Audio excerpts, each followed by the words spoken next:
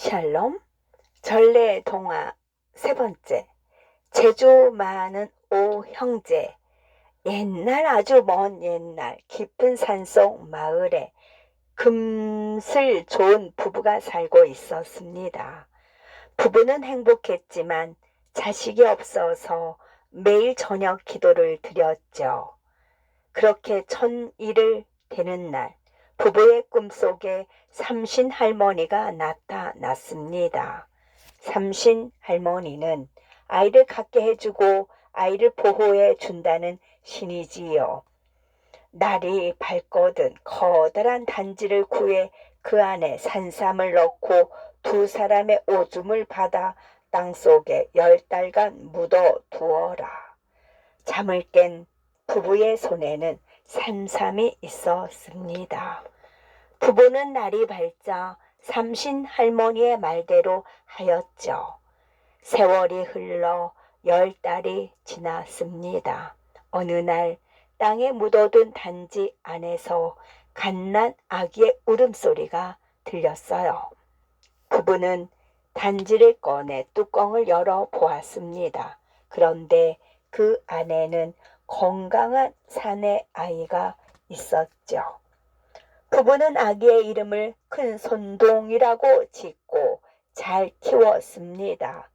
큰손동이는 어릴 적부터 힘이 세서 천장에 붙어 놀기도 하고 다른 사람이 하면 온종일 걸릴 밭일도 단숨에 해버렸답니다. 그러던 어느 날 큰손동이는 세상을 구경하고 싶어졌어요. 세상을 돌아보고 많은 것을 배우어 오겠습니다. 큰손동이는 부모님의 배웅을 받으며 길을 떠났죠. 한참을 가고 있는데 산 위에 나무 하나가 누웠다가 일어났다가를 반복하는 것이 보였습니다. 이상하게 여긴 큰손동이가 다가가 보니 거기에는 어떤 사내 아이가 코를 골면서 자고 있었습니다. 드르렁 푸 드르렁 푸.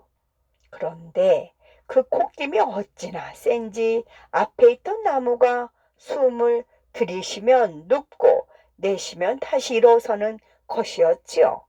큰손동이는 자던 아이를 깨우고 물었습니다. 나는 힘이 센 큰손동이야. 넌 누구니? 나는 콧바람이 센 콧김동인데 세상 구경 중이야. 두 아이는 함께 길을 떠나기로 하고 한참을 걸어갔습니다. 그런데 갑자기 두 사람 앞에 큰 물줄기가 쏟아지기 시작하였지요. 도대체 이 물줄기는 어디서 생긴 거야? 근처에는 강도 안 보이는데, 저기! 김동이가 가리킨 곳에 한 사내 아이가 오줌을 누고 있었습니다.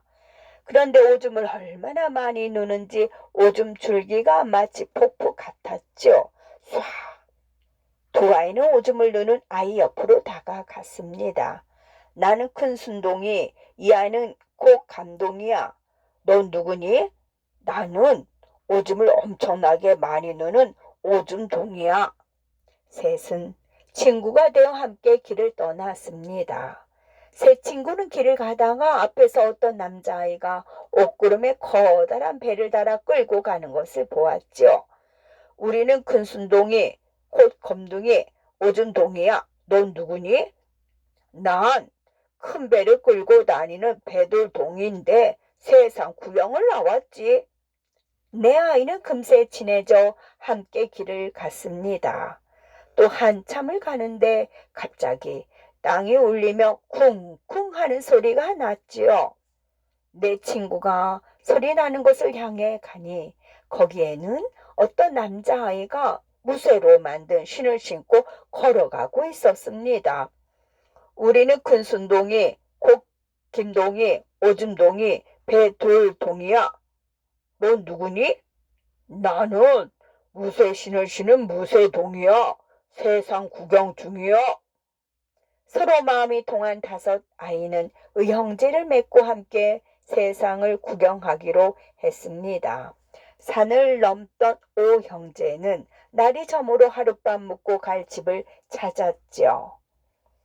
마침 불빛이 흘러나오는 집으로 들어갔습니다. 그 집에 살던 할머니는 5 아이를 반갑게 맞아 주었지요. 그런데 이 할머니는 지나가는 나그네를 잡아먹는 호랑이였습니다. 호랑이 할머니는 아이들과 함께 살고 있었지요. 호랑이 할머니는 아들들과 함께 살고 있었습니다. 호랑이들은 5 아이를 잡아먹으려 했지만 쉽지 않았습니다. 그래서 이렇게 말했어요. 우리와 내기를 해서 이기지 못하면 모두 잡아먹겠다.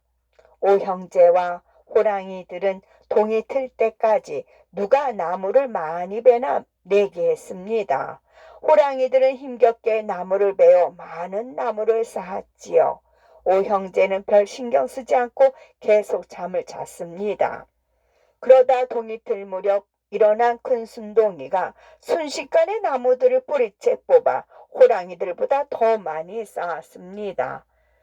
나무 배기에서 진 호랑이들은 둑쌓기 내기를 하자고 했습니다.